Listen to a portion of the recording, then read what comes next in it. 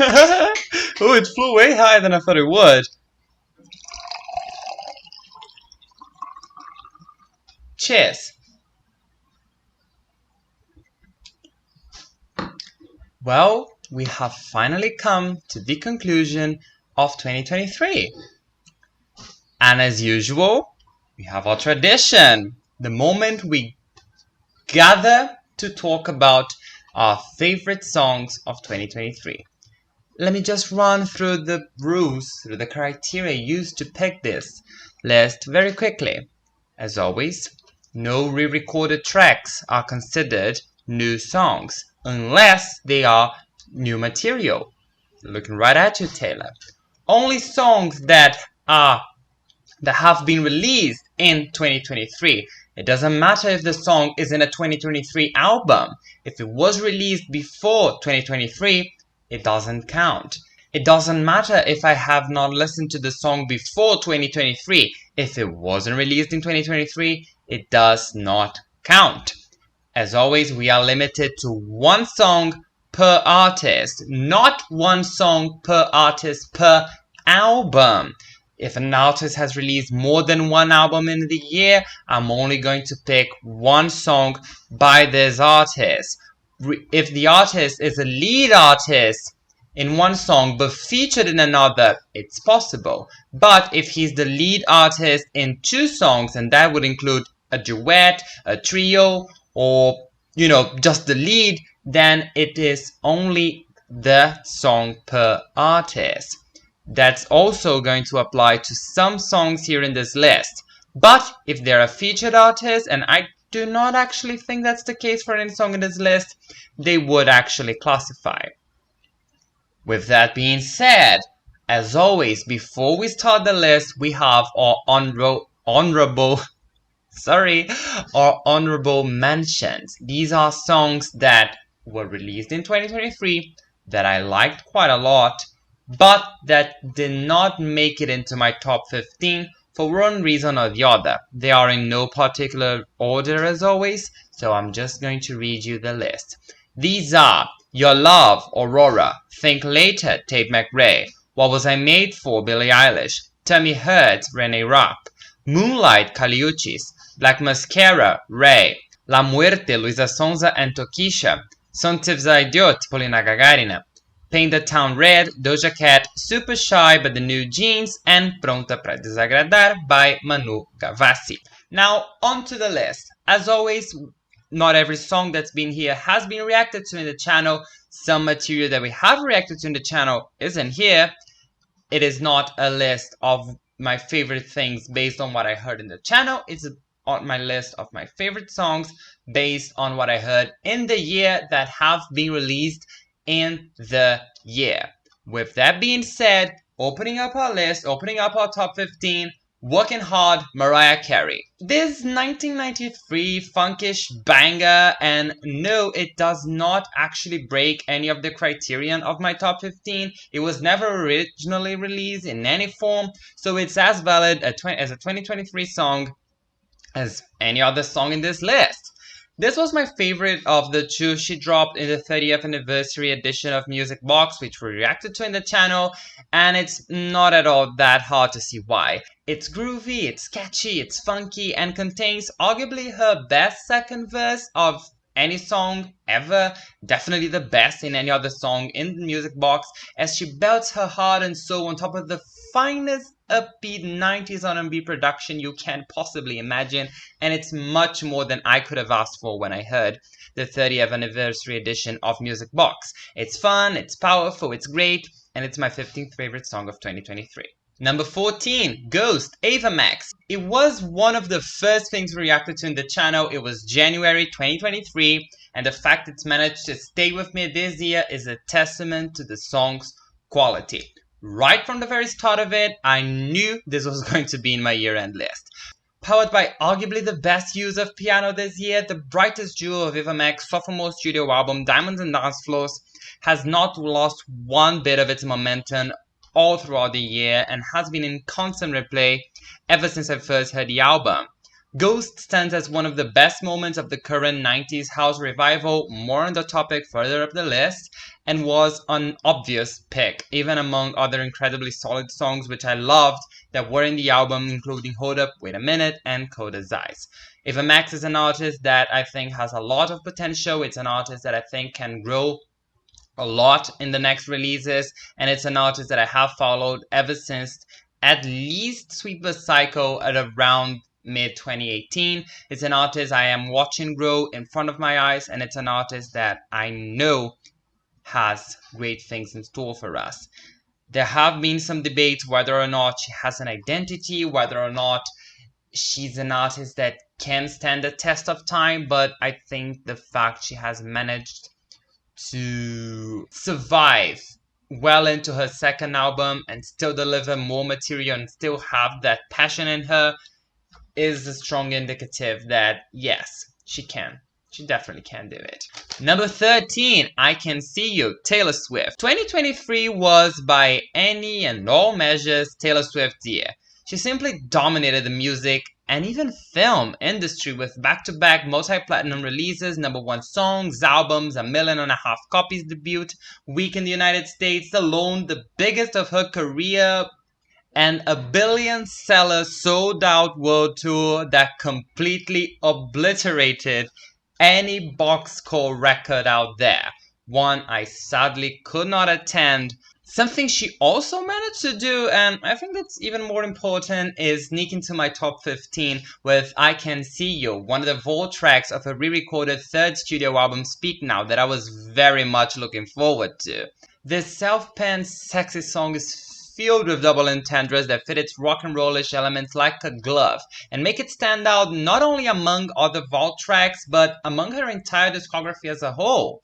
Pair that with a delightful video starring none other than Taylor Lautner himself, and you just can't go wrong. Now, there has been a lot of discourse in her fanbase, of which I've been a certified member of ever since 2015, whether or not I Can See You fits into Speak Now, both thematically and sonic-wise, but I'll exempt myself from it and say that no matter my stance, the song's quality is unquestionable and thoroughly deserving of the completely unintended 13th spot on my list. If you know, you know. Number 12. Feather, Sabrina Carpenter. The extension of Sabrina Carpenter's 2022 album Emails I Can't Send, which also made an appearance in our list last year with Bet You Wanna, properly titled Emails I Can't Send Forward, gave us a few new songs to enjoy. Yet none of them got me as much as the charming little Feather, whose lightheartedness is present not only in its title and lyrics, but in its production, structure, and vocal performance as well. This 3-minute upbeat pop song is carefully crafted into becoming the apex of the album, the moment that perfectly seals every concern she expressed throughout the album and gives her and us a contagious sense of joy and excitement and hope for the future. A future in which we can feel what she was feeling as she wrote and sang Feather, my 12th favorite song of the year. Sabrina Carpenter is also an artist I have followed, not very closely, since at least 2017, 2018, and it's very impressive the amount of growth she has managed to amass in the past year or so, and the amount of numbers she has managed to gather and the amount of fans she has managed to make. I would even go as far as to include myself in that count, and I am definitely looking forward to see what she has for us next year or in the years to come. A little PS here, we are not evaluating music videos in this list, but I can't possibly bring this song up and not mention its amazing, daring, bold music video. It's 100% worth checking out, so I urge you to do it if you haven't already. Number 11, I Believe, Caroline Polachek. I was actually listening to this one right before I started reacting it today. If you ask me what my favorite song on Caroline Polachek's 2023 album Desire I Want to Turn Into You is, I won't even have to think twice. It's Welcome to My Island.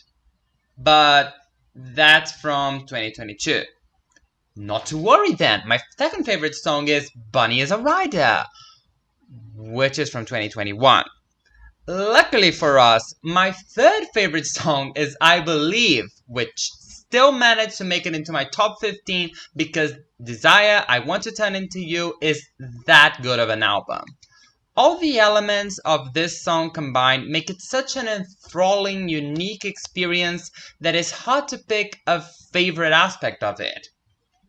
Is it the studio Walter ad-libs in the first half of the verses? Is it the parts building up the choruses? Is it her dreamy, angelically head voice in the bridge, which I complimented a lot when I first heard it and when I heard the entire album, in fact? Is it the church-like organ that builds up to the last heavenly chorus? Is it all of these combined? It may very well be, because I cannot pick any single element of it and claim it as the best, so I'll just take the entire song and place it in my list at the 11th spot of my favorite songs of the year. Opening our top 10 is Miley Cyrus's River. Miley dominated the early months of the year with her record-breaking smash hit Flowers, which is quite good in itself. I liked it quite a bit, I heard it quite a bit, I appreciate its lyrics. It has some interesting vocal moments, a captivating production, and awesome lyrics with a message of self-love that should be heard, sung, and listened and propelled more often. Overall, it was probably enough to make it into my top 15, or at least deserve an honorable mention. But she decided to take the extra step and surprise me when I heard Endless Summer Vacation earlier this year, with River, one of the best songs of her career in my opinion. From the pads in the beginning to the guitar riff to the ascending synth, I was immediately captivated in the psychedelic synth pop number that would not let me go for the entirety of its nearly 3 minutes running time. Every element in it pushed me forward and made every listen of this song an intricate and unique experience in its own, as I discovered new things to pay attention to and fell in love with it even harder than before. Flowers may have been a hit, and deservedly so, but don't be fooled by its success, because the thumping heart of the album is River, my 10th favorite song of the year. Number 9.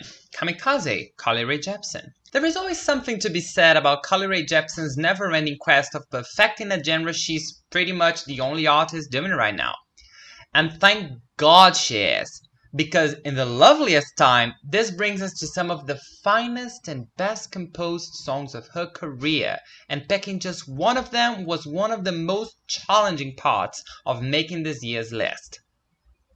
I could have gone for Shy Boy's delicious bass and witty pre-choruses, or the justly named fever-esque psychedelic switch, but I could not get past my first impressions with this one, you guys. The first song I liked in this album, and my 9th favorite of the year, Kamikaze. This understated build-up type of song, which is one of my favorite type of songs, makes sure to give us each of its instruments one by one, providing the pleasure of assembling its greatness until it hits us all in the face at once with its powerful chorus that immediately got me moving. Kamikaze may not be as lyrically powerful as Collage and especially Put It to Rest, but I'll be so wrong if I say it's not a hell of a good time. I can't wait to see what the next chapter of her quest brings us, but I hope it's more albums like The Loveliest Time and more songs like Kamikaze. Also, if the rules were a bit tweaked, I would have added Anxious to this list, which we heard in this channel this year, but it was actually released in 2022. Just a little addition here, because I think this is the right time to mention it. Number 8. Miracle, Calvin Harris and Ellie Goulding. If Ghost was a statement to the revivals of 90s house music, then Miracle is its crowning achievement so far. This amazing number of Calvin Harris and Ellie Goulding's their third collaboration so far, and therefore their third hit because they don't know how to do it otherwise, contains anything you can expect from a song inspired by the genre. A great vocalist, a quiet moment before the chorus, a highly entrancing drop, and some of my favorite production moments of the year. It is no surprise to anyone that these two are capable of delivering greatness, but I honestly think Miracle set the bar higher for what to expect from a collaboration between them. It might be too early on to tell whether the overwhelming success of this song is enough to open the doors of a full-on 90s house revival similar to the disco/dance pop revival of 2 years ago led by Dua Lipa and The Weeknd, but if that is to be the case, then we are in for one hell of a ride, and we'll surely be seeing more of the genre in my lists of the years to come. Till then, we have Miracle at number 8. Number 7, Dance Tonight, Dua Lipa. Say what you will about Dance Tonight, okay? It sounds too much like Dua's past releases. It's too generic. It's obviously a discarded song from future nostalgia. The video is a mess. It's overrated. The Bobby soundtrack had better songs. If it wasn't for the choreography, it wouldn't have been the hit it was. So on and so forth. But you cannot say it is not one of the best dance pop songs of the year. Much like the movie it stands for, Dance the Night took the world by storm. And from the very first violin notes, I knew Dua had delivered yet again. And boy, did she ever. The strings, the vocals, the bass, the beat, Mark Ronson is one hell of a producer, and this song is yet another proof of it. Pair him with Dua, who's been killing the genre in the 2020s, and you have a perfect match. If future nostalgia kickstarted it in 2019, it's only fitting that Dance Tonight should be her farewell, as she allegedly takes a break from it with her new material. A genre that, thanks in no small part to her efforts, became popular yet again. From the bottom of my gay little heart, Dua, thank you. And while her new album doesn't come out, I'll just keep the party going with Dance Tonight, my 7th favorite song of the year, knowing damn well that she will be here next year again with her upcoming 3rd studio album, which, needless to say, we will be reacting to in this channel. Number 6, Shakira BZRP Music Sessions Volume 53. Shakira is probably the only female artist who debuted in the 90s that is still consistently making hit songs, and her collaboration with Argentinian producer Bizarrap is no different. This song was only as big as it was because of the entire drama that followed it, but taking it aside, which unfortunately is not something I see many people do, and we are still left with one of the best songs of the year, and the best released in the decade so far. Her witty lyricism here is top notch, as she managed to pull in a series of references that only a very skilled artist, which Shakira most definitely is, would be able to incorporate into a song. It's no wonder why it won Song of the Year at the 2023 Latin Grammys after all. To hear her bring up her tax evasion issues, or the press speculation on her divorce, not to mention cross-referencing of her 2010 hit She-Wolf so melodically, it's truly inspiring. And don't even get me started on Bizarrap, who 100% knew what he was doing. He powered the song with the instruments it needed to make it shine brighter, and even took away or retarded the sound to achieve the same effect. I mean, Salpique, anyone? That was a work of genius. If these two artists had not collaborated this intimately, this closely, this song would not have been what it was. This is an effort and a number and a position as much belonging to Shakira as it does to Bizarrap, and I was so happy to listen to this one. At 6th place in my list, this is the highest rating song here that we have not reacted in the channel. Unfortunately, I did not think about bringing it up. So let's get to the top 5 to see how the rest will fit, shall we? Do you have any guesses? You should. I have hinted at it all throughout the year. We start our top 5 with another starter. The first track of Olivia Rodrigo's sophomore studio album, Guts. Bad Idea Right could have made it to the list for its relatability, and Ballad of a Homeschooled Girl for being her finest songwriting ever, but All American Bitch takes the cake for being all of it combined. This satirical, complex, intricate number is as fascinating as it is captivating, and it's a great deal of the latter, okay? Just a quick breaking down of the flashiest aspect of the song already reveal a lot of depth from it, and I'll be more than glad to walk you through it. From the folk/countryish beginning of to the rock and roll chorus, then the dry cut back to country in the second verse, then back to rock in the chorus, so we finally proceed to screaming at the bridge, which is the highlight of the song. The moment that sums up all the angst inside her that had been building throughout the song, which is later and forcefully placated as she heavenly sings about being grateful and kind. At the same time, she juxtapositions those elements with being sexy and adding a whispered fucking as an intensifier in the last sentence of the outro. The way the song manages to merge production, lyrics, melody, and personality, her own personality, is truly unique. And if there was any justice in the world, this would have been the choice for the Grammy Awards of Song of the Year instead of the much more in the face and, I'll be honest, bland Vampire. And I'm sure it would have been the chosen one. To have this level of self-criticism, this level of appreciation, this level of objectivity when treating a subject that is so subjective to one is incredible. And it's a song like I had never expected to listen by a 20-year-old artist. I may not have a stage and a golden gramophone, Miss Olivia Rodrigo, but I do have a heart and a spot in my top 5 favorite songs of the year. And both of these belong to All American Ditch. Number 4, In My Room, Troye Sivan. Ever since I heard Rush in July and fell in love with it in August after I watched the music video for the first time, the first of many times, it is my favorite video of the year, I knew Troye Sivan would have a spot in my top 5. What I did not know, however, was that his third studio album, Something to Give Each Other, would end up providing me with different choices for the spot. What's the Time Where You Are was groovy, One of Your Girls was almost too relatable, and the sax in How to Stay With You was truly emotional. But it was In My Room, his collaboration with Spanish artist Guitarrica de la Fuente, whom I had never heard of before, that got me by storm.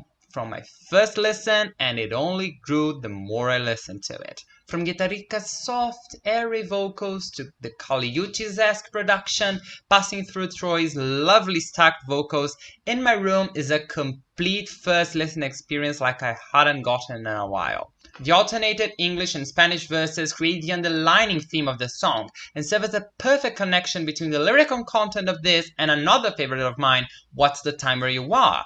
Still, the cherry on top of the cake has to be the bilingual chorus, in which Troye and Guitarrica's chemistry becomes so evident and strong that it surpasses all linguistic barriers. The entire song serves as a testament to interculturality and interlingualism like I did not expect to find in a Troye Sivan album. If I had any doubt regarding his position as the most interesting male pop artist right now, this album and song solidified that very notion for me. And I cannot wait to see and hear what he has next for us. Till then, In My Room, my 4th favorite song of the year. Number 3, Sweet, Lana Del Rey. Lana Del Rey. At first glance, or listen, you might think there is nothing unique nor innovative about Sweet, if you take into consideration her discography. Structurally, melodically, and sonically, it's a piano and string ballad, not much different from video games, only with softer vocals, much like we've been getting ever since the Ultraviolence days.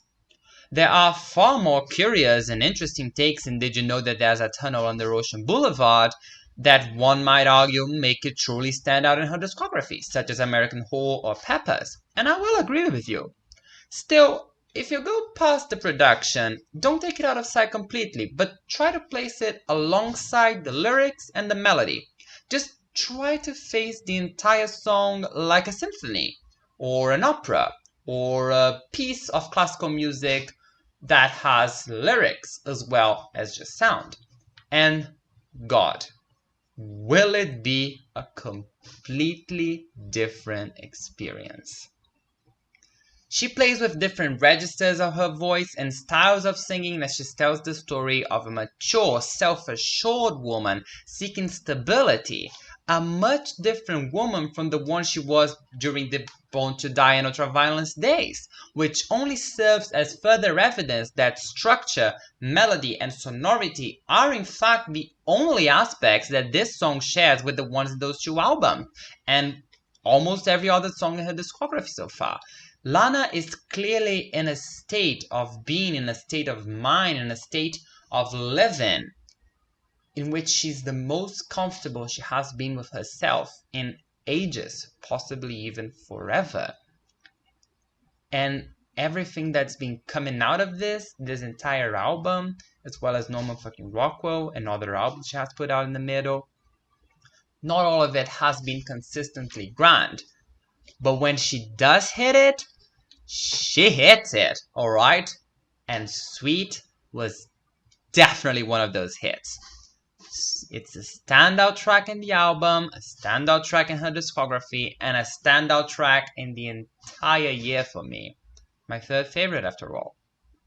Number 2, Padam, Padam, Kylie Minogue. If there is one song this year that got me inspired, it was this one, okay? It was so much so that I wrote an entire article on its impact and potential legacy after Kylie achieved something truly unique, a hit, halfway into the 4th decade of her career.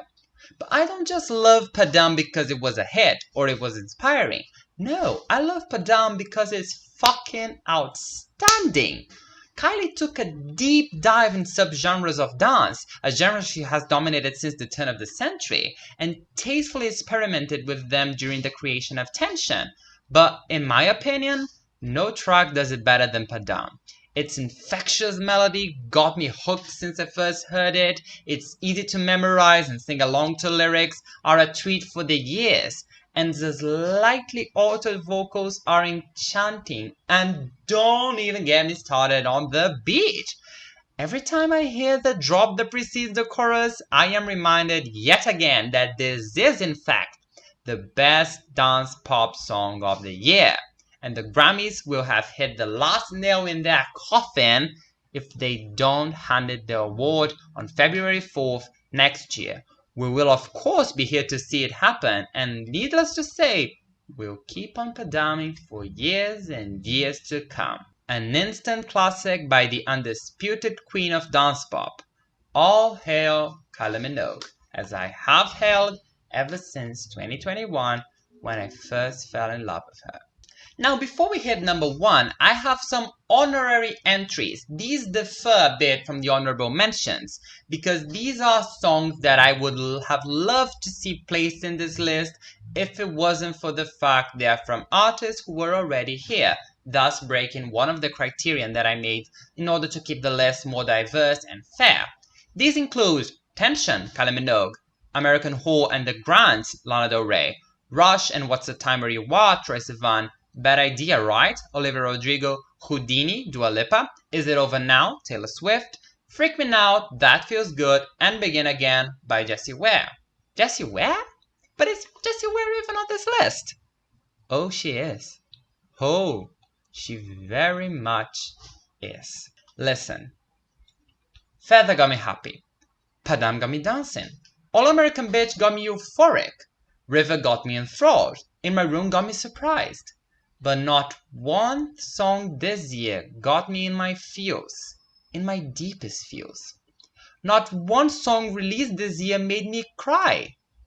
None but Hello Love by Jessie Ware. This awe-inspiring, romantic, soul ballad composed of nothing but live instrumentation, a killer vocal performance, and an incomparable choir crept in and slowly made it much unexpected way to the top of the list. I was sure the top spot would have gone to Padam Padam, as it is the song I listened to the most in 2023. It's not that Hello Love wasn't a standout when I first heard the album. It was. I liked it, I hearted it, I added it to my library. But it wasn't even in my top 3 favorite songs until around 3 months after I first heard it. That is when I began to notice everything that made up the song. The lyrics, the breaks, the emotions, the melodies, the instruments, and the way they all combined. And before I realized, I was crying. In his Poetic, Aristotle introduced a concept called catharsis, which is the end goal of a play, a dramatic play. It is the moment where one is able to evacuate one's passions through a highly emotional charge. If you consider That Feels Good a play in this analogy, then Hello Love was for me truly cathartic. The highly misleading title implies knowing or meeting someone whom you love, but the lyrics hint at a subversion of the title. It's not about finding love, it's about refinding love. It's reassuring yourself that the feeling was already there right in front of you, and no matter how much you try to escape it, no matter how much you try to run from it, it's there, and you can't help but succumb to it. You're not saying hello to love as a way of referring to someone. You're saying hello to love, the feeling. Hello Love is about true, constant love, an everlasting feeling that is unchanged by outer circumstances. When she so beautifully sings about the night when she saw someone whom she loved, only to then say, "Hello, love," you know she's talking about something much deeper than a mere reference to that person. How Sweet to Know You Again, the last lyric on the bridge, isn't about a single person. It's about the overpowering feeling that sweeps her off her feet, as she says when she's with them. Love. And where else am I supposed to put love on this list, if not at the top? Jesse, thank you. You made this year a better year. And that was it. That was it for this video, and that was it for 2023. I just want to thank each and every one of you so fucking much. This channel achieved new milestones this year. I have my new most watched video. I am nearly hitting 1,000 subscribers. I know if I had put in a little more effort in the channel, which I want to do, I really want to do, but university is very much an overpowering experience for me, and it takes a lot of time to record, to edit, to upload the video, to download it to my PC, and then upload it to YouTube. And I just don't have the time. I really wish I would. I know this channel, I know I owe some of you some things, I know explanations, I owe things, and I intend, I won't promise because I don't know if I can keep it, but I intend to be better next year, which is all one may ever hope to do, may ever hope to be. So, yes. Still, I really want to thank you all for the year we've had. It was amazing, it's been grand, and I can't wait to see what 2024 has in store for us in our lives, in our jobs, in our studies. But, after all, this is a reaction channel, mostly in music, because we've been having some interesting names already announcing things for next year, and we'll surely be here to listen and react and watch and perform and love all of them. Well, maybe not all of them, but we'll see it when we get there, okay? That was it for today, you guys. Thank you very much for watching. Thank you very much for listening. If you've got any other requests, please tell me. I'll be more than thrilled to react to them, as I always am. I do hope to see you in my next video in the next year. Have the happiest new year out there. Thank you all so much. Bye.